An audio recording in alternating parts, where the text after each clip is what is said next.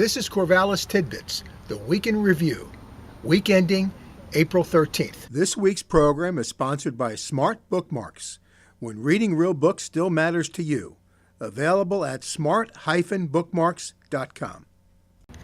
Well, it's Tuesday morning, and I'm out here at Porter Park.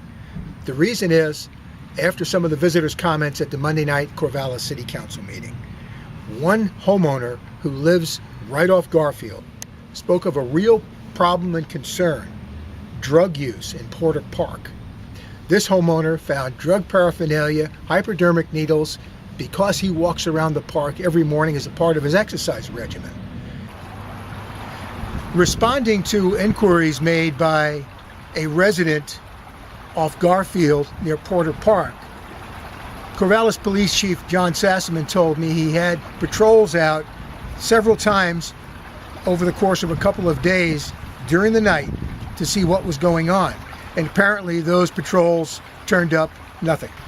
Corvallis now has a supposedly balanced budget that was proposed last night at the Budget Commission meeting by Corvallis City Manager Jim Patterson. The budget, set at about $135 million, will include about 7.5 new FTEs, full-time equivalents, new hires. This is as a result of the levy that was passed last year by Corvallis voters. City Manager Jim Patterson spoke of the fact that the levy, Measure 0286, passed by a much smaller margin than previous levies. Patterson also opined the fact that perhaps this 5-year levy would be one of the last that Corvallis voters would look so kindly upon.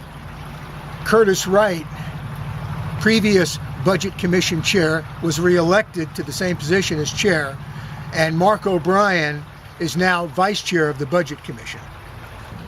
There was a question posed to City Manager Patterson and his staff by Rich Carone, a Budget Commission member, and he asked, how was the Affordable Care Act impacting the budget? Healthcare costs in Corvallis in this new budget cycle have actually increased a little more than 9%.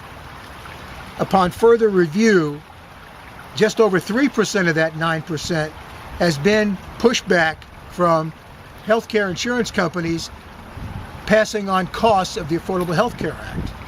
That's significantly more than inflation has been, since inflation is somewhere around 3.5% a year.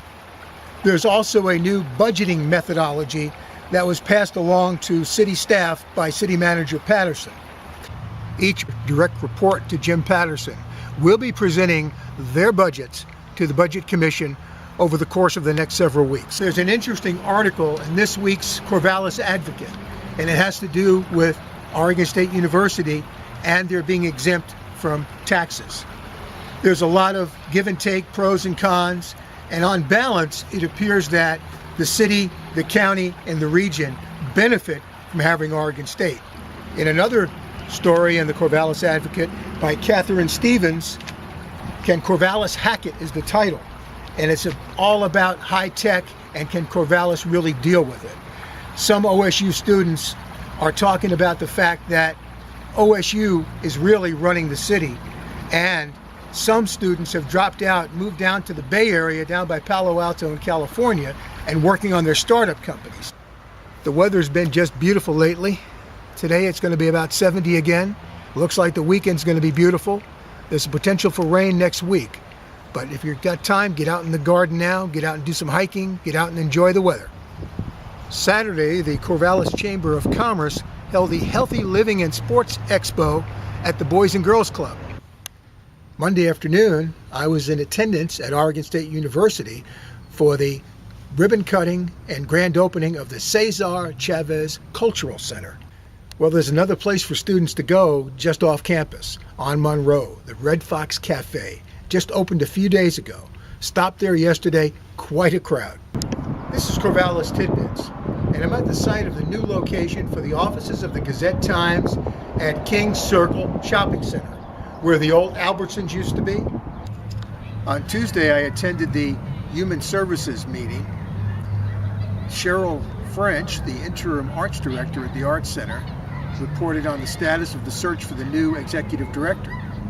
Kyle Duvall had only been here a few months, and by what Cheryl French had stated, there had been a difference in opinion on the direction that was to be taken, and so it was best for all if Kyle Duvall moved on.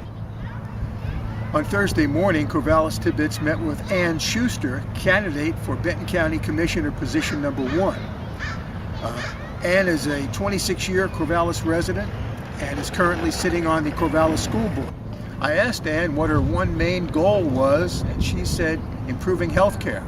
Education is a close second. Ann is preparing her campaign, and you probably will see his signs out already. Monday evening, Corvallis City Council passed a motion made by Councilor Penny York, Ward 1, that has OSU a bit muffed. Steve Clark responded to the motion regarding the fact that the request by the City Council that OSU help pay the costs of some of the parking plans. The Campus Master Plan has this incorporated in it. Evidently, there's going to have to be some give and take here, but thank you, Penny York, and thank you, Corvallis City Council, for making a big change.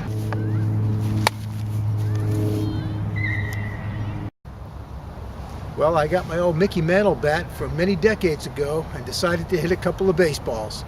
You can never get too old to want to do that. This week's program is sponsored by Smart Bookmarks, when reading real books still matters to you.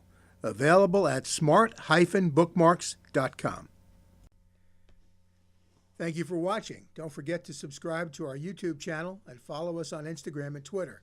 And for the latest information, check us out at corvallistibbets.com.